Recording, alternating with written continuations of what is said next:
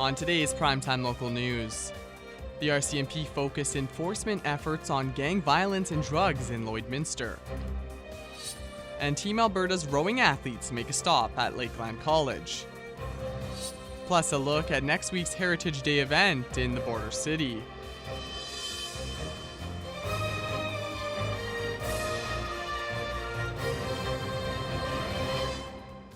Primetime Local News, serving the Lakeland and Midwest regions. The Lloydminster RCMP are releasing details on their enforcement efforts focusing on street-level violence, gang, and drug activity in the city. Additional units from Alberta and Saskatchewan assisted local police in the enforcement that took place during the week of July 11th to the 15th. Close to 60 warrants for failure to appear at court were executed. 20 new criminal charges were laid. Police recovered stolen property and seized suspected drugs, cash, and weapons. The RCMP say tips from the public helped the investigation. With Heritage Day happening this long weekend, Marcus Taylor sat down with Beth Bernard for a look ahead. Thanks so much for joining me today. I really appreciate it. So what day is the event being held? So Heritage Day is happening Monday, August 1st. So it's a long weekend. Lots of people have the day off for it.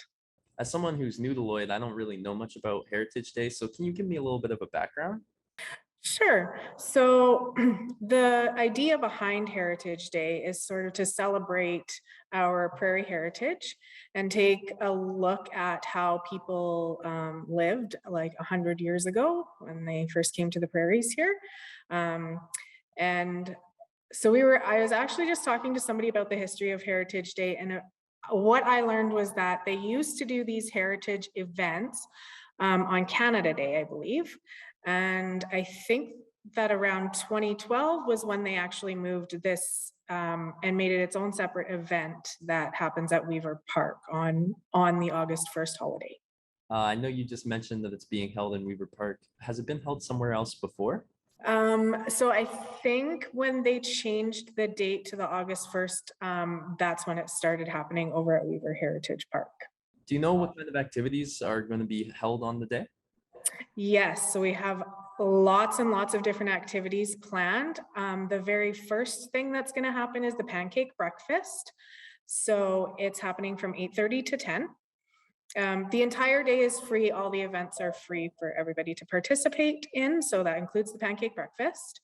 Followed up with some events on our main stage. We're going to have some entertainment and things happening on the main stage, and then different events throughout the park. There's going to be lots of games. There's going to be wagon rides, old-fashioned craft making, trying your hand at some of the old-fashioned games like graces and stilts. Yeah, lots of different activities happening there for sure. Obviously, events like these kind of pull communities together. So have you personally seen the positive benefits of an event like this? Yeah, absolutely. It's a great event. Lots of family-friendly activities. And because it's free, everybody is welcome to come and join in. And for those who are new to Lloydminster, you might just learn a little bit about the history of Lloydminster as well while you're there. Is there anything extra that's going to be there this year? Sure. So there's going to be lots of food vendors there as well. The Heritage Society is going to be making and selling ice cream there on site. So there's nothing like some fresh homemade ice cream. And it's supposed to be a hot day. So I would say dress for the weather, bring your sunscreen, bring your sunglasses. Stay hydrated and enjoy the day and enjoy all the different activities that we're going to have to offer that day. Thanks so much for joining me, Beth. You have a wonderful rest of your day. Thanks for having me. You have a great day as well. Looks like it's going to be a great event over the long weekend. It's time now to check in with Shelby Clark as a first look tonight at our weather forecast.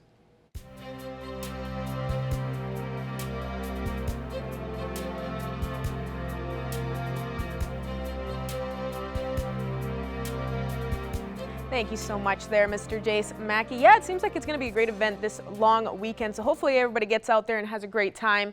here we are seeing a much warmer day today than what we saw yesterday here in the border city. We are sitting at 23 degrees, seeing a lot more sun, so hopefully everybody's enjoying their day today and enjoying that nice sunshine. Weren't seeing too much sun yesterday until a little bit later on in the evening, but now for today, we are seeing a beautiful day, so hopefully everybody's got some outdoor activities planned and enjoying their day. And switching now to temperatures across the region for Alberta and Saskatchewan. On the Alberta side, we have warmed up by a couple degrees from what we were looking at yesterday. Most spots seeing around 24, 23 degrees over on this end. It is 22 in there in St. Paul as we go a little bit lower to Provost. Wainwright is just reaching that 25, and right in the middle there at Marwayne, they are at 23 degrees. Switching over to our Saskatchewan side, they are kind of matching with us on the Alberta side. Most spots, the highest they are seeing right now is just at that 23 mark. 22 in St. Walburg and up in Isle Across as well as down in Macklin.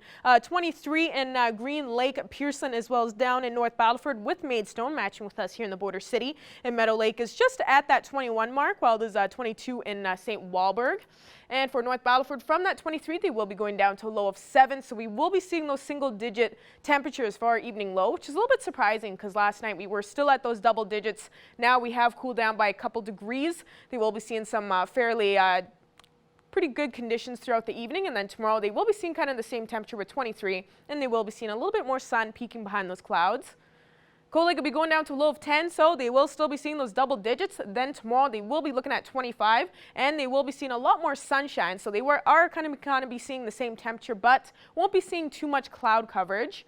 And for us in the border city, we will be seeing that low of 10, so kind of seeing the same conditions as last night. So beautiful evening coming up here, and then tomorrow we will be looking at 24. So warming up once again as we go on through the week, and we will be looking at a little bit more sun. So get ready, we have some beautiful days coming up here in the border city. Now ending off with another photo submission. Thank you to everyone that submitted some beautiful weather shots to our Facebook page. You can continue to do so. I will use them on my weather segments. There's a gorgeous shot there north of Elk Point with that rainbow. I absolutely love it. Double rainbow even. So thank you so much, Lori, for this beautiful shot. And that's all I have for now. We'll have more coming up after the break.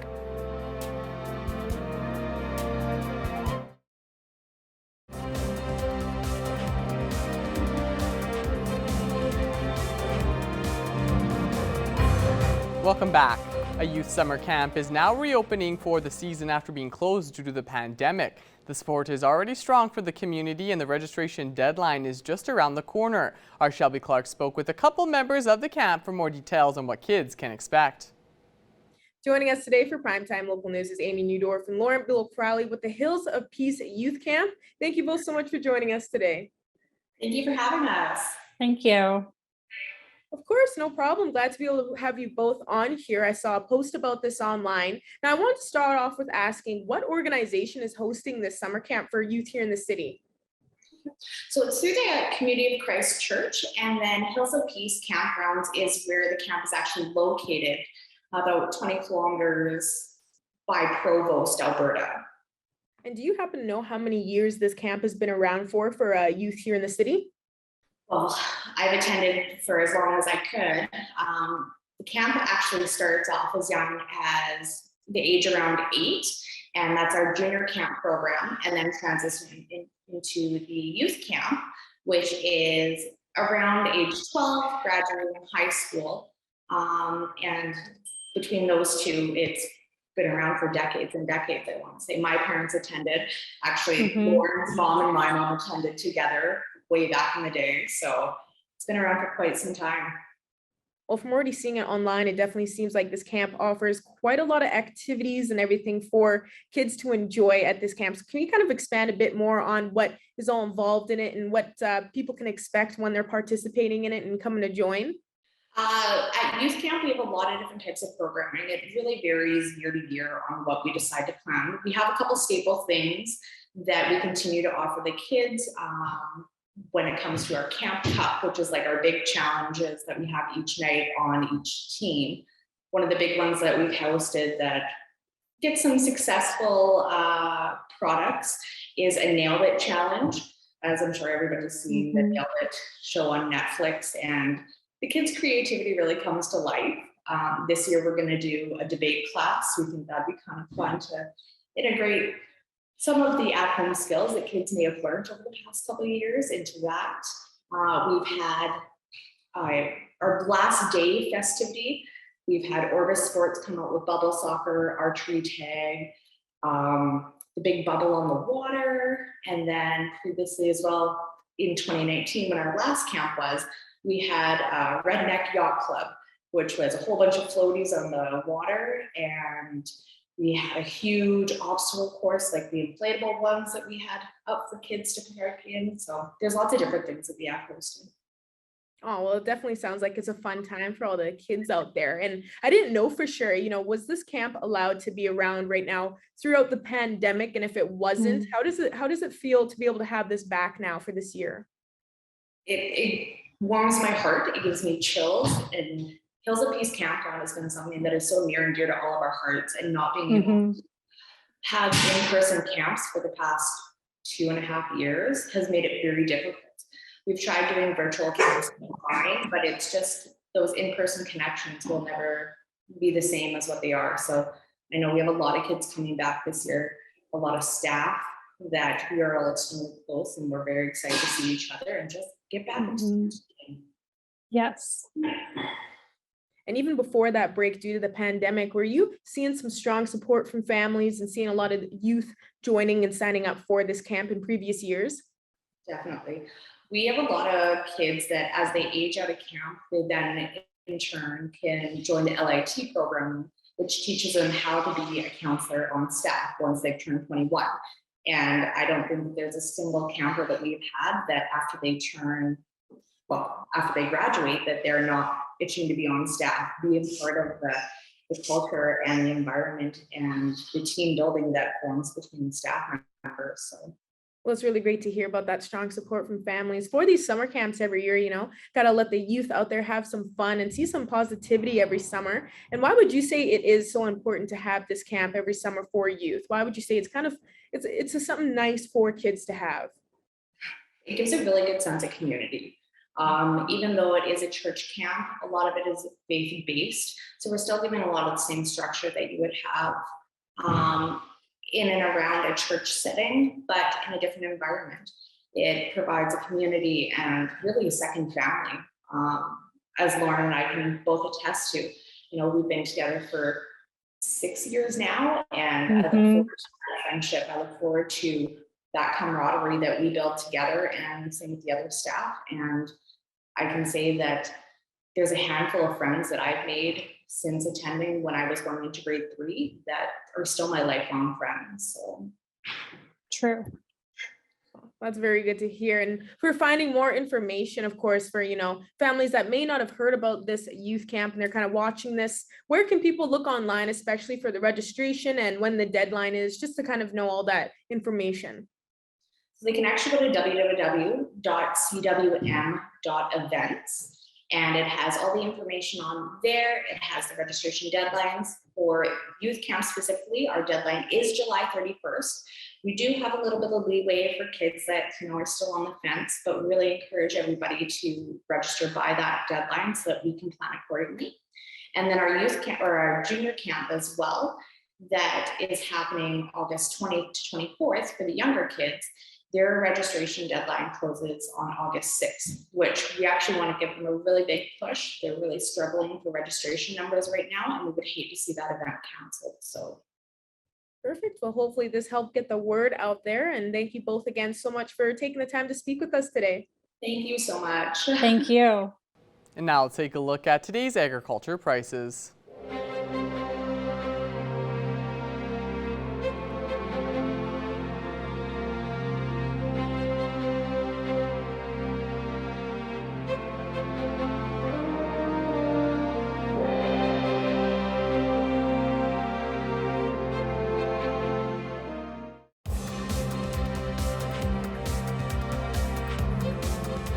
This past weekend, Lakeland College had the chance to host rowing athletes that are representing Alberta at this year's Canada Summer Games. Adil Ahmed has a story.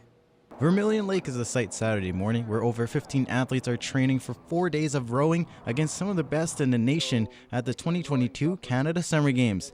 Among those is Vermilion's own Sam Rhee, who started his rowing career last September as a walk-on at the University of Victoria. There was a pretty big group of guys, I'm not sure the exact number, but a pretty big group that tried out.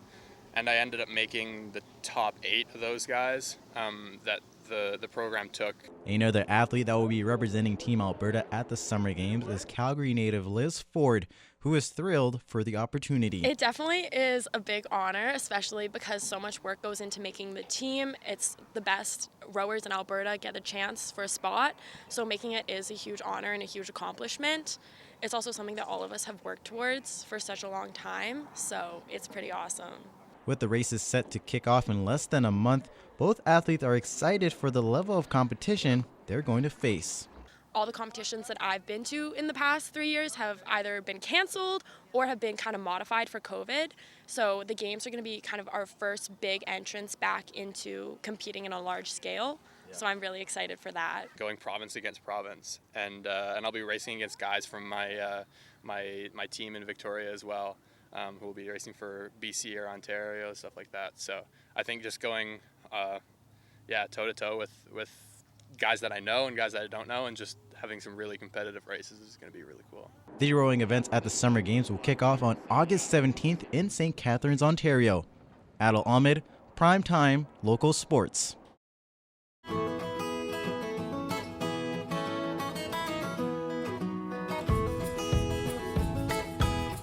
Welcome back to this edition of Pet Project, everyone. We're joined once again with Nicole from the Border Paws Animal Shelter, and we got a couple of really cute friends. Really excited to introduce these two here. So, Nicole, let everybody know who we're chatting with this week. Alrighty, so we have a bonded pair here. They're about 5 months old, and this is Johnny and Smith. When they came into the shelter, they did not want to eat on their own. They were quite dehydrated. So we had to syringe feed them for about 2-3 weeks to get them eaten on their own. But as you can see, they filled out nicely and they're doing great. Because they're so close, we'd like to get them adopted out together. They're quite playful boys. Smith is a little bit shyer than Johnny, but with his brother's help, he comes around. And they've been at the shelter for 75 days now.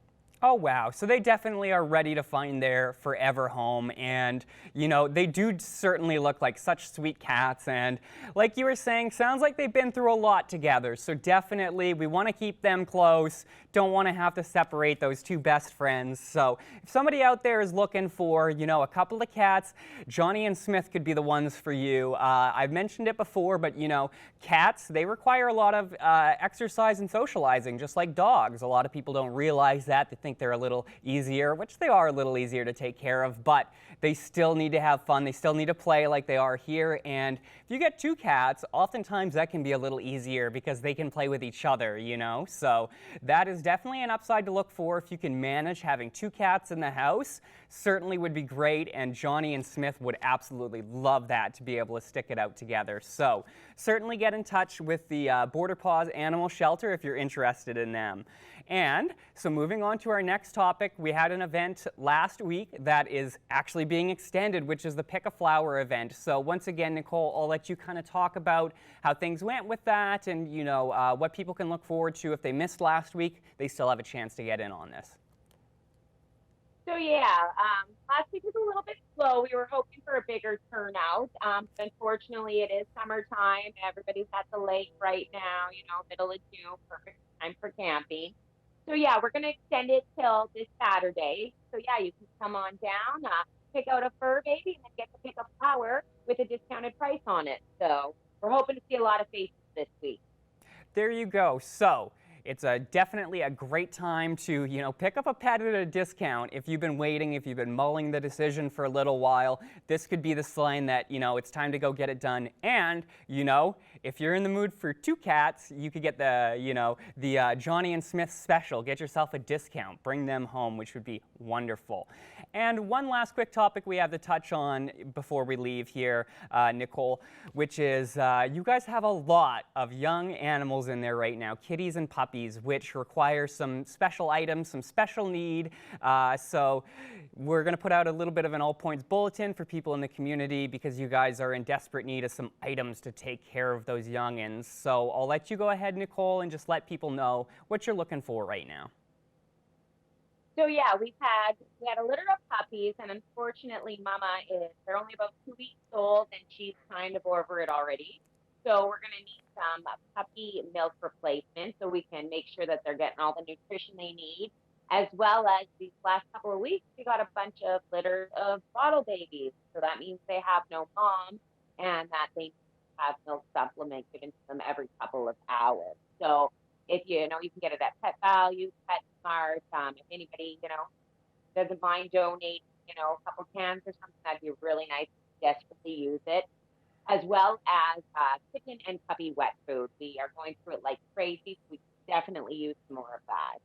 There we go. So, we got a lot of hungry young animals at the Border Paws Animal Shelter right now. So, if you're stopping by PetSmart, Pet Value, Pet Pad, maybe even Walmart, I'm not sure if they carry that there, but doesn't hurt to take a look. Certainly stop by, pick some up. If you don't quite know what you're looking for, you don't want to risk it, the SPCA does take money and they can go and buy everything they need with that. So perhaps just dropping off a monetary donation is simpler, easier for you. If you'd like to do that, you can help feed a lot of these young animals. And with that being mentioned, when the SPCA, when the Border Paws Animal Shelter gets in a lot of these, puppies and kitties, that means they're going to be up for adoption soon. So if you're one of those people who you really want to get, a brand new puppy or a brand new kitty, fresh and young for your very own, this is a good time to keep an eye out, certainly check in with them, check these animals out because they will be going up for adoption eventually when they're ready to, so certainly keep an eye out. But that's unfortunately all the time we have for this week, Nicole, but I want to thank you for stopping by and Johnny and Smith both for being such, handsome young gentlemen there, playing so nice, absolutely wonderful guests to have on the show. So we'll speak with you guys again next week. Pet Project is sponsored by the Pet Pad. For total pet care, think Pet Pad.